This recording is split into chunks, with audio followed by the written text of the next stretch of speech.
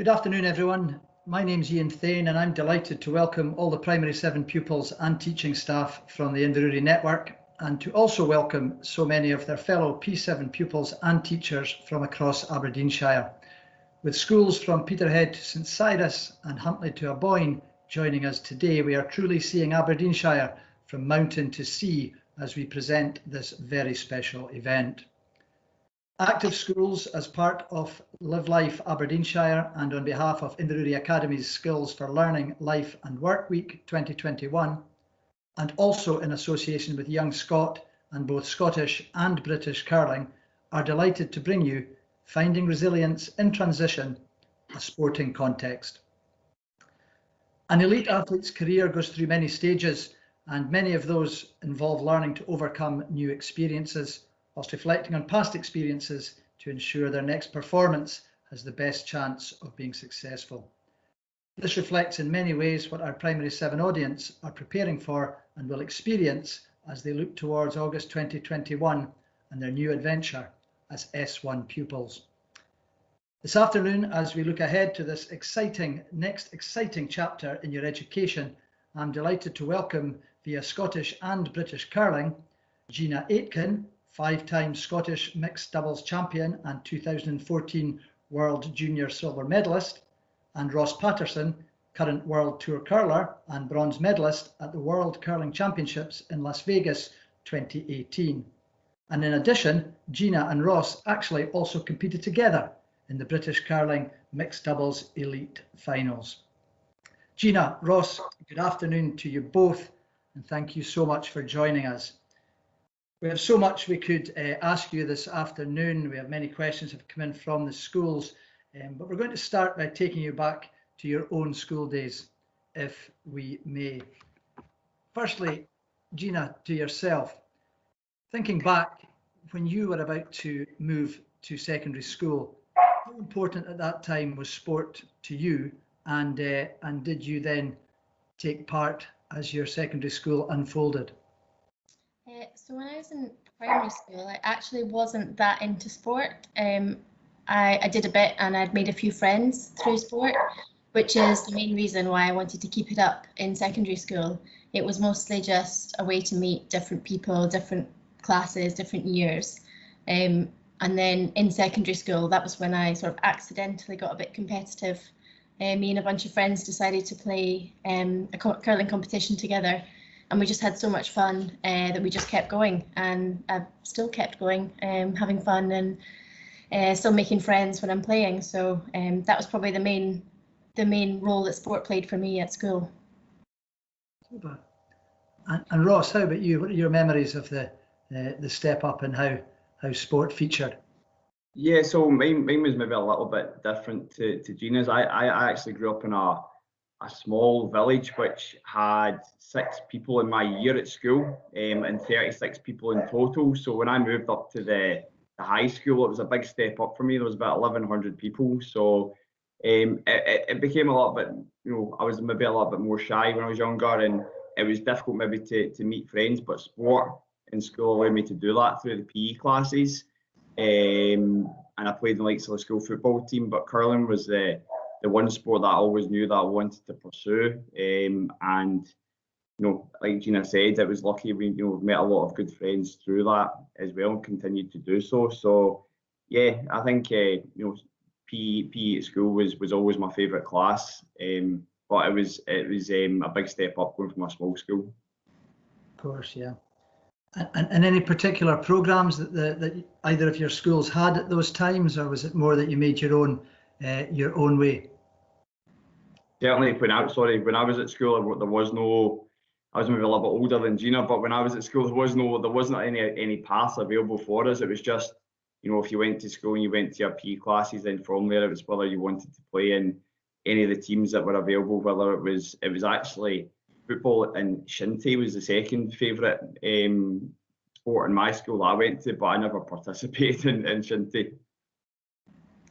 Yeah, I think for me we had the sort of PE classes, which I enjoyed, but we had the sort of after school clubs, and when you go through secondary school, it wasn't so much of a programme, but you could take roles within the club. So you could be the club captain or the team captain. You could be in charge of different parts of that. So in the curling club that I joined, I started to do I sort of took on some responsibilities for organising fun challenges, like little mini games to play, and then we could sort of organise prizes just to keep the competitive and fun side of that. So it wasn't very structured, it was a bit random, but you did learn to take on a bit more than just playing as well. It's been a tough year for everybody in so many ways, and a positive outlook has never ever been more important than it is today for people of all ages. Now, as sports people, and Ross, coming to yourself first, do you have any particular technique that you look to boost that positivity? Yeah, I mean, in sport, positivity, you can be in a lot of high pressure situations. So I think, sort of personally, I try and focus on the here and now, try and stay in the present as much as I can. And in terms of positivity, even tried a little bit of things like mindfulness and meditation at times to help with that. Other things I do in terms of positivity is, I try and get fresh air, I try and get out runs. I've got a dog, get out with him, and I get away from my mobile phone at times when I can as well, just to kind of get a break away from things and try and sort of refresh my mind, if you like. Sure. I'm sure there'll be lots of parents and teachers out there delighted to hear you recommending coming away from mobile phones for a spell. Oh, I think every day it can be, I think everybody gets guilty at times, especially if you're in the house, and maybe lockdowns kind of, maybe encourage people to use their phone maybe more than they should. But I think, yeah, certainly from a personal point of view, getting out and getting some fresh air helps my positivity, and getting a break away from sort of that sort of environment that we've all been in recently. And how about you, Gina? Any particular techniques and strategies that you try to adopt? Yeah, I've got a few that I will use, and so a couple of things just for sport particularly is I have made up sort of playlists for myself on which I can listen back to, and I have different playlists for different sort of purposes. So I've got some which is for getting focused. I've got one which is for sort of calming down if I'm feeling a bit anxious or stressed. And then I've got the sort of opposite one, which is to kind of get me a bit more upbeat or excited if I'm feeling a bit low on energy or a bit down. And I think music can be a really good way to, if you can sort of curate your own playlist to make you feel a certain way. I think that's a really good tool, and you just like plug into that. And I do that quite a lot before training or before something big at work or anything. It can really help to make you feel good again if you're not feeling that good. And another thing I love, which is not for everyone, is a really cheesy inspirational video. So I think my favorite one is the Michael Phelps one. He's got one, it's called Welcome to the Grind. And it's all about paying attention to detail, pushing yourself as hard as you can, and sort of going the extra mile. And it just sort of reminds me of what we're trying to do, and like especially when things feel quite tough and it feels quite hard to get up and do the training. That I think is really good, just to remind me what I'm doing it for. And the last thing I'll mention is I practice gratitude. So I'll try and think of a few things that I'm really grateful for. So for example, you talk about COVID just now, and it's easy to get a bit overwhelmed and a bit frustrated with what's happening. So I'll sometimes just try to remind myself that there are things to be grateful for as well. For example, I can get frustrated that we haven't had a chance this year to go out and compete and do what our job is as athletes. But you can sort of see that as we've actually had a 12-month run up to next season. So we're going to hit the ground running fast in September, hopefully. And I've also realised through not being able to spend as much time with my team and my family is that how much these people mean to me, and I'm now make a much more conscious effort to speak to them and spend time with them. So that's definitely positives. Like I've got to know a bit more about me and how I work. But it can also be small things, like sometimes I can just think I'm really grateful that this morning I had a really good brownie and that tasted amazing. Our coach cooked a chocolate orange brownie, which was fantastic. So small things as well can help just remind you that there are some good things happening too. Yeah. Gina, you'd mentioned there within your response the lots of positives, but also at times, obviously, being anxious and a little bit stressed, and that can happen to us all in different scenarios, and however young or old. And we have a question from the Chapel of Geary Primary Sevens, and thank you for that. Asking, Ross, if I can come to you first, how do you keep focused when you're under pressure in competitions? Yeah, that's a great question. Both Gina and myself are actually skips of our teams, which are like almost like the captains, I suppose, be the easy way to think about it. And with that can come some additional pressures as well. So whenever I'm feeling a little bit under pressure, it sounds very simple, but try and focus on my breathing. I think it's easy for your mind to wander, and you can start thinking about a lot of what if scenarios through the duration of a game. But if I can get on top of my breathing, it allows me to reset a little bit, and then I can focus on the game at that point. Super. And Gina, how about you?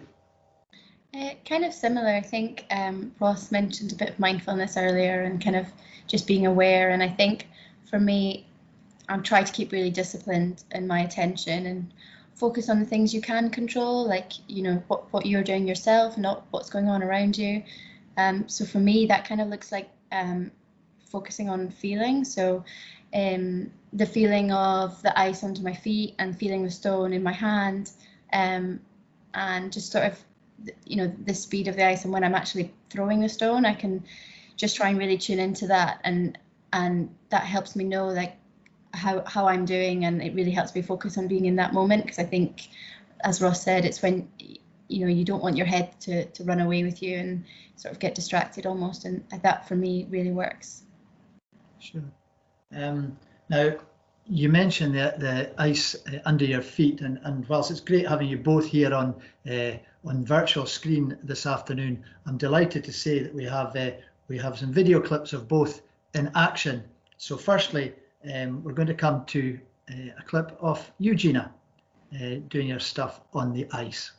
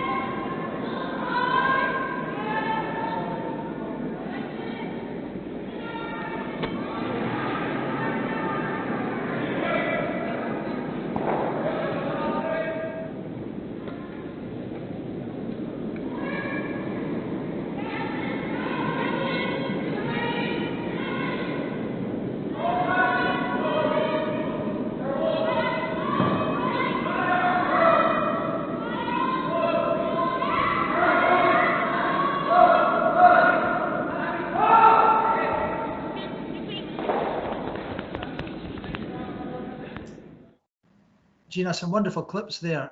Thank you for that. Any particular memories that jump out at you? Yeah, so this season obviously it's been quite different from usual, and we haven't had many opportunities to compete. So we have been creating internal competitions between the performance teams in Scotland, which means that we have played Team Muirhead, who we were playing just there. We've played against them quite a lot. They're the ranked #1 women's team in Scotland, so a lot of good games there. So we have to play really well against them, and in that event there we managed to win the final. So it was a really good chance for us to show that all the practicing we've been doing while we've not been able to compete has been really paying off, and it's been really valuable for us to do that as a new team and try and gel and work hard together. So lots of good memories from that event. Fantastic, thank you. Now, obviously across sport, just as across learning, we all have individually strengths and weaknesses, and of course looking to develop both those strengths and those weaknesses. Ross, if I could come to you first, and I know self-analysis is not always easy for any of us, but firstly, with regard to your strengths, what do you see within your sport as your main strengths, and how do you look to develop those? Yeah, yeah, it took a little bit of thinking how to answer those, but I managed to put down for myself, like, in my opinion, one of my main strengths is probably being disciplined over the year. I've had to be very disciplined. You know, that can apply to sport and out with sport. You know, to try and get to the top of anything that you're doing, you've got to be disciplined. You've got to be able to go to your bed at a certain time. You've got to be disciplined to know that you're going to get up in the morning to go training. You've got to be disciplined to put in the hard work. You've got to be disciplined with your diet, disciplined with how you're going to commit to learning. That's probably been one of my main strengths, I would say, over the years. I've also put down simple things like just hard working. You know, if you're going to try and set yourself targets and you're going to try and achieve them, then you've got to work harder than you know, in your eyes, you've got to work harder than your competitors to be able to try and achieve that. And you've got to work hard every single day. You know, again, out with sport, flats at school, you know, if you've set your targets and what you want to do, then, you know, ultimately you've got to believe that hard work's going to get you there. And also put ambitious as well. I think that, you know, ambition, I think it's one of those words that you shouldn't be shy to say. You know, you should be as ambitious as you want to be. If you want to be a world champion or Olympic champion, or, you know, you're allowed to say that, and you can set your ambitions as high as you want them to be, as long as you're going to do the work to try and achieve that. So I guess it's very much an ongoing development, almost daily, hourly development of those strengths. Yeah, absolutely. I think it's something that, you know, those strengths you're going to be working on every single day. You know, you're trying to make small improvements. You know, as I said, you can set yourself targets. You know, if you're setting yourself goals, you know, it's realistic targets are good to achieve. You can, even if it's a big goal you're setting yourself, try and set yourself sort of small milestones within that as well. And you can kind of tick off those boxes as you go along. Sure.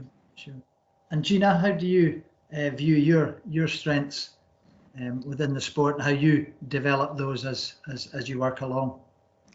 So yeah, I think with your strengths, if you can try and recognize them and then try and lean into them as well, and use them to your advantage. So there's a few that I can think of for me, and the first one I'm going to talk about is determination.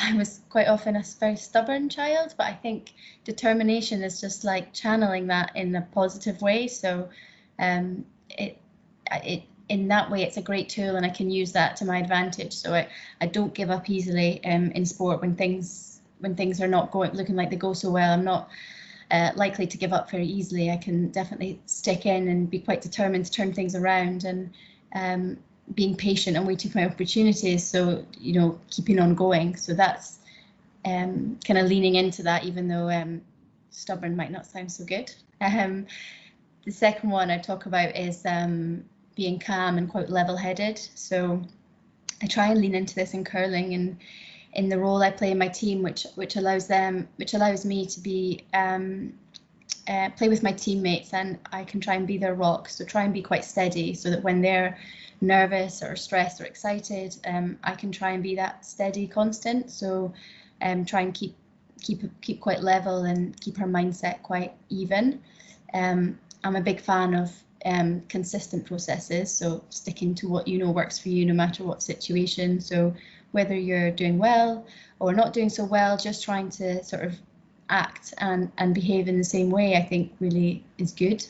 So I try and bring that to the team and be there for my teammates.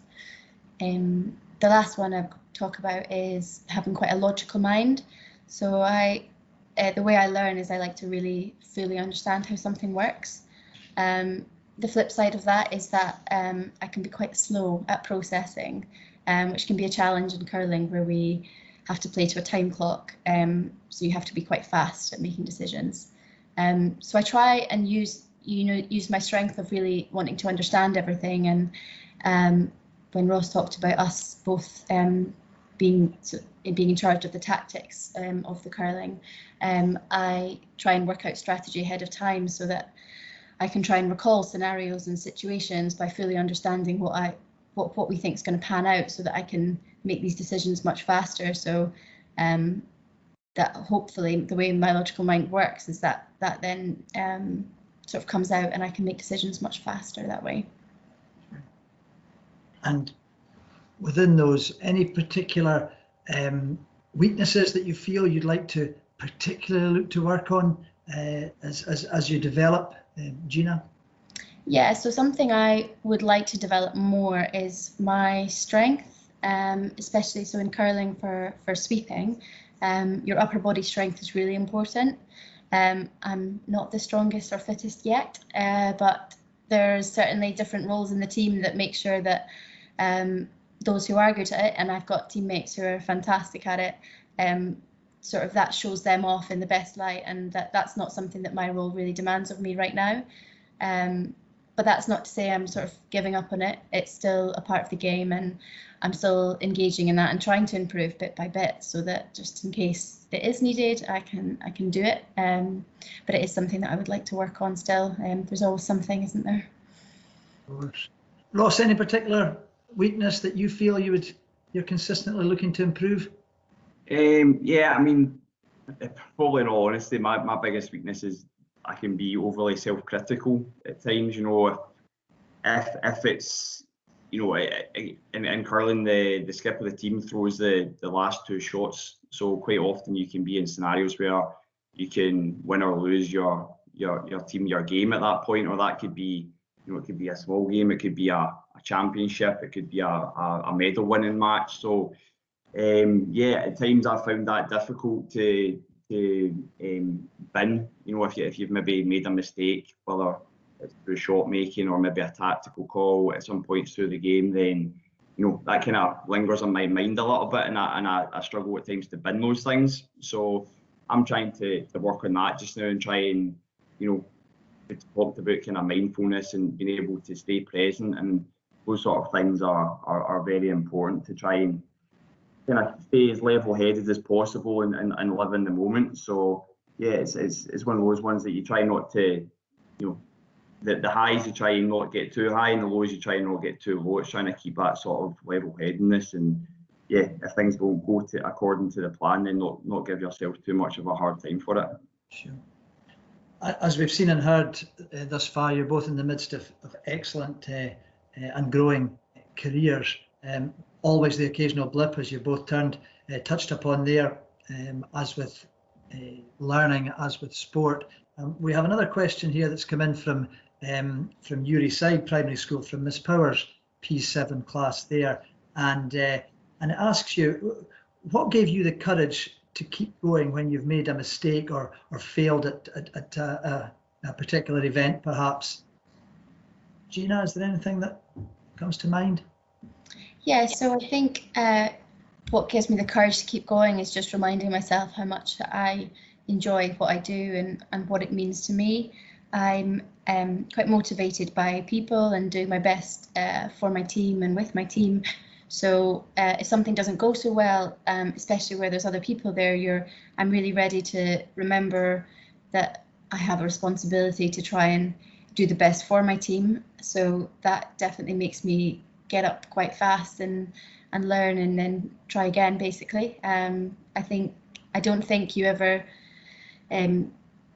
a failure is necessarily the end. I think it just means you've not had the success yet, and you just need to learn from that and move on, I think. Yeah.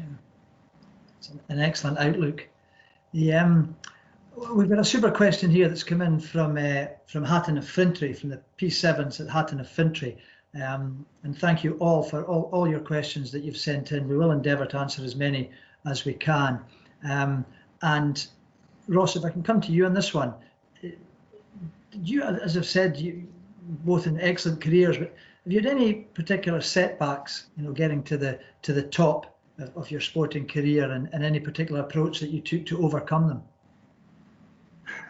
I think I've had a lot of setbacks. I think that most people who are at the top of their sport will probably acknowledge that as well. Trying to think of a particular setback for myself is probably on the back of the last Olympic campaign towards 2018. I felt I was in a team at the time that was performing well, and we'd been at sort of European Championships and World Championships, and we felt that we were probably in a good position to get ourselves there, and one reason or another, just towards the sort of end of the campaign, it didn't work out, and that was heartbreaking at the time.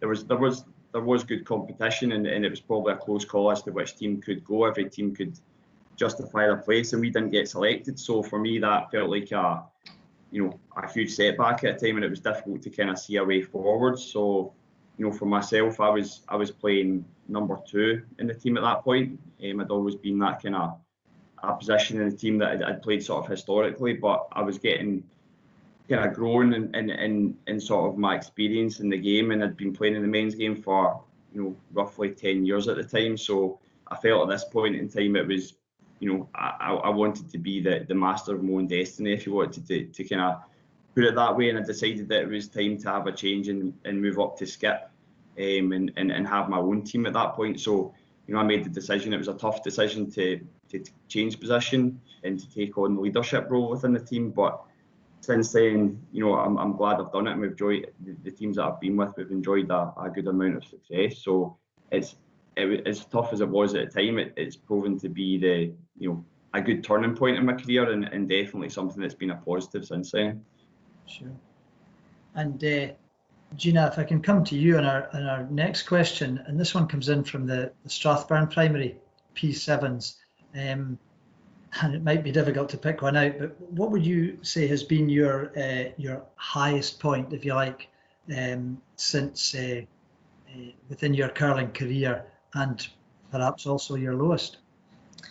So I think there's the highest point would probably be the World Junior silver medal that we got back in 2015, and there was quite just a year before that we had one of our lower points in my career.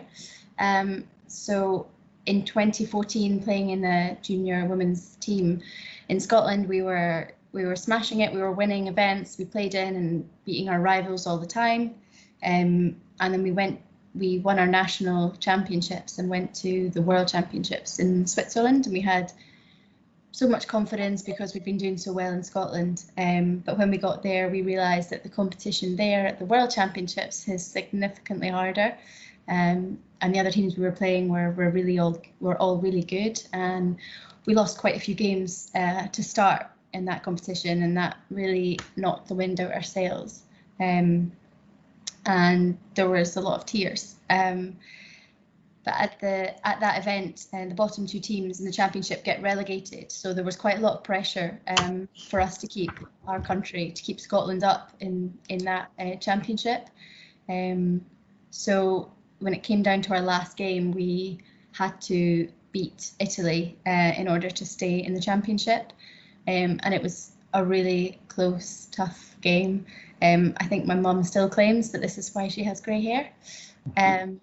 So in the final moment of the game, we had to make a shot to win, and it was a really good shot, and the whole team made it, and we kept our place in the championship, and that was just such a relief, because just before that we had such a tough week and we felt so low in confidence. This was a big turning point for us, and we realised that we were playing around in Scotland and we were doing well, but we were kind of big fish in a small pond at that point, and our goals at World Championship level were a lot bigger, and we had to do a bit better to get that goal. But at the same time, we knew that we could do well under pressure because that's what we had in that last game. So the following year, we trained even harder. We knew a bit more about what level we needed to be at. So we were working really hard to get the best out of ourselves. And then when we went back the following year, that's when we managed to get that silver world medal. So that was a low and a high in 1 year, which is quite a short turnaround, really. But yeah, that was a big learning curve for us, and it's definitely made me a better player, knowing that you can come back from something like that. As you say, it's the full curve, isn't it? It's the highs, the low, and also the recovery from that low point. And Ross, what about yourself? Highs and lows?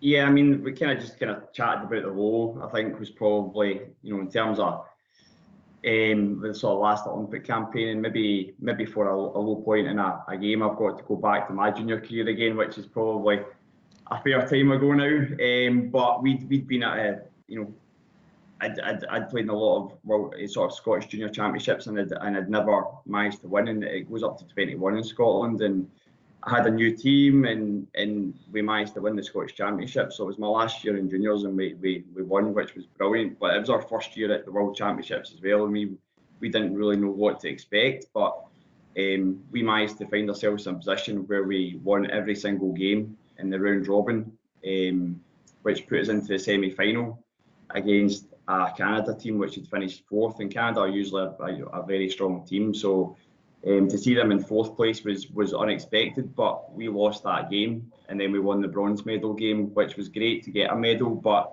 to go through the whole championships and to drop one game, which was the semi-final, and come home with a bronze was heartbreaking at the time. But yeah, looking back, it's probably a low point, but still nice to come home with a medal. In terms of high points, probably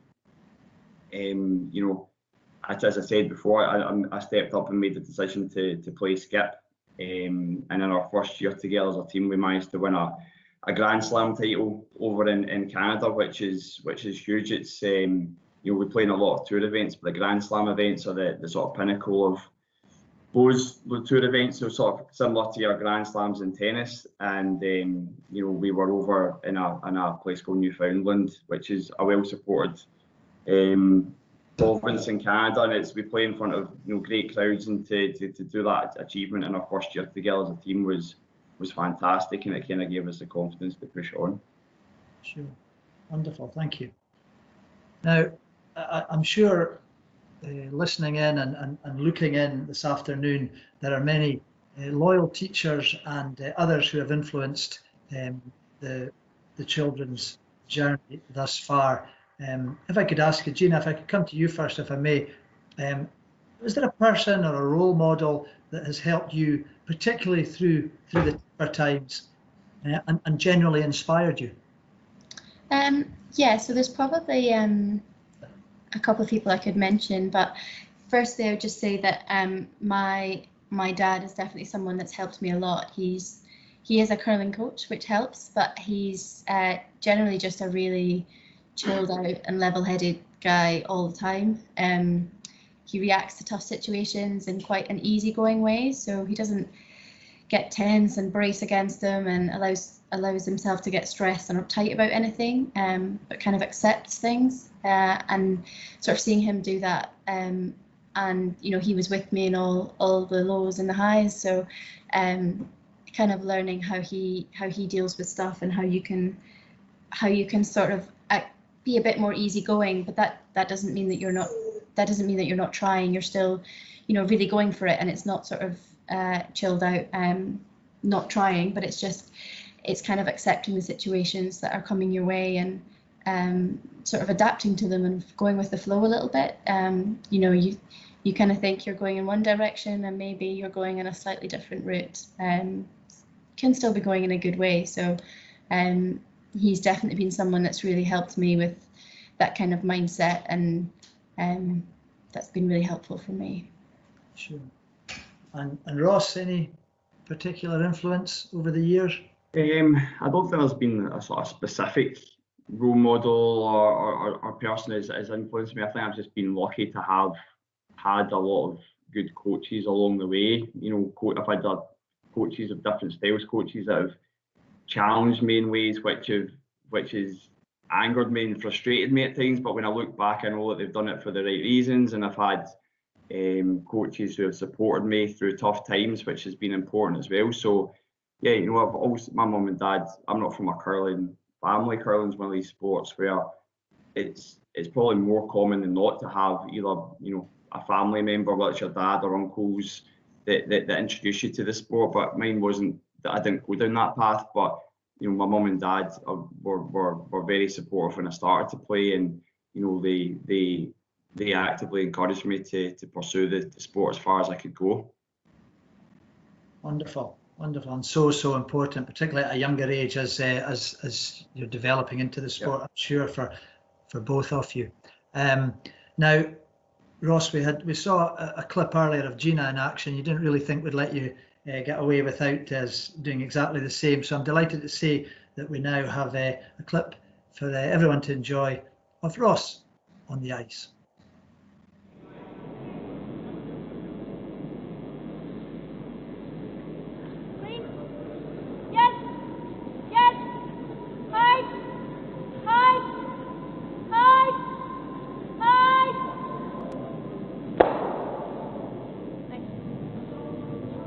Okay.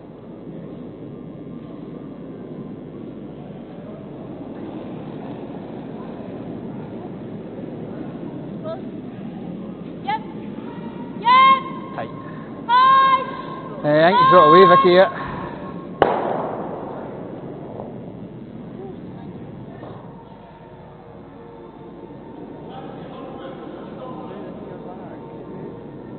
That release should run. Easy to put onto that one.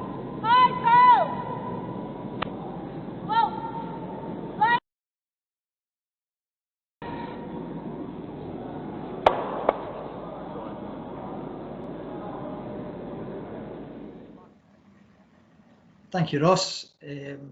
Interestingly enough, there part of the clip showed yourself and Gina competing together in the mixed doubles. And can I ask, how does mixed doubles compare alongside, you know, the other forms of competition that you've been involved in over the years? Yeah, mixed doubles is a pretty new discipline for myself. Gina's got a lot of experience in mixed doubles, which has helped me now that we're teammates. But it's been great because, you know, generally in curling, especially through my career, it's always been, you know, there's men's curling teams and ladies curling teams. I play in the men's tour as well, so I've not had a huge amount of experience playing mixed doubles. But you know, it's a great format. It's good to show that we can work effectively together. You know, and in British curling, we're lucky that we've got a lot of high quality teams that we've been playing against. So we've actually played a really high standard of mixed doubles this season, which has been great fun and a new experience for me. Now, Gina, I can't, of course, let you away without asking what your take on it is. I love mixed doubles. I think it's great. It's a lot faster and it's really fun. And with only two people in the team, there's a lot of work for each person to do. So it is quite intense, and it's quite intense in a team when there's only two of you. You need to be there for each other as much as you can. And there's a lot of interesting dynamics out there because, you know, you don't play with the opposite gender very often. So yeah, I really love it, and I've been doing it for quite a long time now. So yeah, I'm definitely a big fan. Good, excellent. Thank you both. We spoke earlier there in regards to influences and inspirations, and in this hugely unusual 12 months that we've all just experienced, reading and podcasts have come very much to the fore. You've spoken about individuals that have inspired you through the years. Can you, Gina, perhaps yourself, can you recommend a book or a podcast that has particularly inspired you? Yeah, so I really like listening to podcasts. I do it a lot while I'm traveling.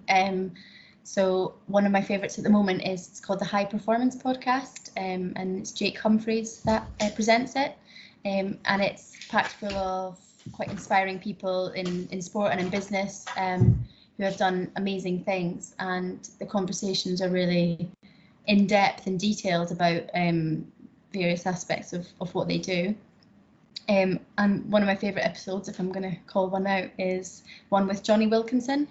So he talks about being in the flow state. So it's when he's able to play rugby, being completely in the moment and focused on what he's doing in that moment. And he says it's something he does not just in sport, but he does it at work or with his family as well. So just being fully present, which I think we sort of touched on a bit earlier as being quite important to both of us. And this is something I have tried to bring into my life, especially in curling, and I think it has really helped me. He speaks about when they won the World Cup in 2003, and he has an almost out of body experience for when he's making that kick to win, which is just really fascinating to hear how he plays and how he found what worked for him.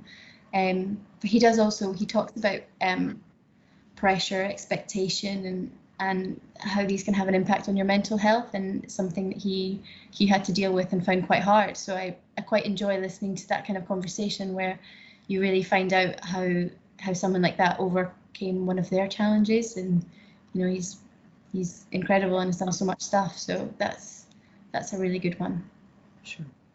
And Ross, yourself, any particular publication or podcast that's helped you?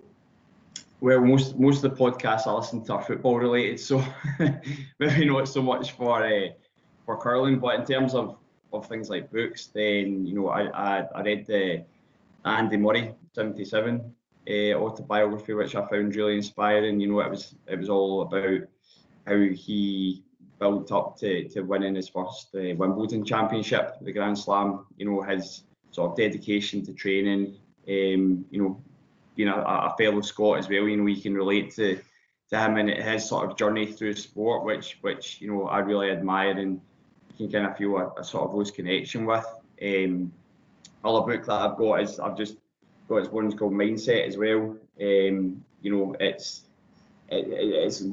kind of talked about a little bit, how we like to stay present, and different methods that we've got for sport. And the Mindset book is about how you can try and have an open mindset, and how you can teach yourself to have an open mindset over something with more like a fixed mindset, and how you can change your outlook and things to try and improve your life. And it's certainly been a book that's been beneficial to me, I would say, over the last year or so.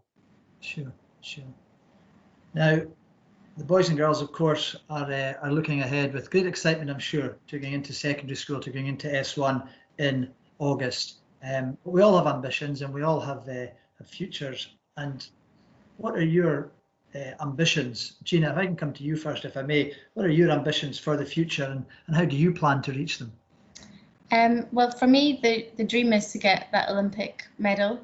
And I always used to think it was really an ambitious goal. So I used to find saying it quite daunting, especially when I was younger.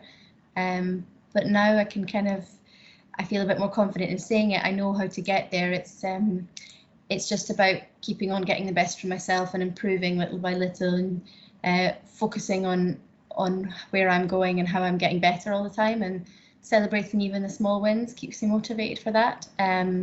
So that's definitely a big ambition for me, but more importantly, I want to be happy in doing that. I really enjoy curling, and I want to keep enjoying it, and that's how you keep going and keep getting better when you're having fun. So that's sort of, I want to have fun and get that Olympic medal. That's the goal. Wonderful. And Ross, ambitions, and how are you going to get there? Yeah, similar to Gina. I think it's about standing on that podium as many times as you can, whether it's Europeans, Worlds, or Olympics. I'm fairly lucky. I've got a few bronze medals to my name, but I would like to turn those into gold if I could. That's what drives me to get out of bed in the morning. That sort of the dream. I think that it's important everybody has those dreams and aspirations to what they want to achieve, and I think it's important that you believe in yourself if you want to achieve something, and put yourself in the strongest position possible through, hard work and a positive mindset, and sticking to your game plan regardless, of the setbacks that you're going to face along the way. I think it sounds really simple, but if you can kind of stick to those processes, then I think you give yourself a really good chance of achieving your goals. Fantastic. Well, I'm sure everyone watching and listening will join me in wishing you both all the very, very best as you pursue those dreams and ambitions. And I'm sure everyone will also join me virtually, of course, in thanking both Gina and Ross for giving their time to share all those fascinating experiences as we all look to make the transition to S1. On behalf of everyone throughout the Aberdeenshire Schools Network, an enormous thank you. Behind the scenes, a huge thanks to Malcolm Grant, the Active Schools lead coordinator, for making today happen, and also to Robbie and Scott for their technical expertise. Most importantly, to everyone watching and listening, thank you for your time and support, and for sending in your questions. We hope this adds another step to your journey. It's positive, it's exciting, and please remember, if there are times when perhaps it seems just a little less so, please keep asking questions of those around you, be it your fellow pupils, teachers, siblings, parents, or friends. Everyone has a question, and someone always has an answer. Please stay safe, keep looking forward, and enjoy S1.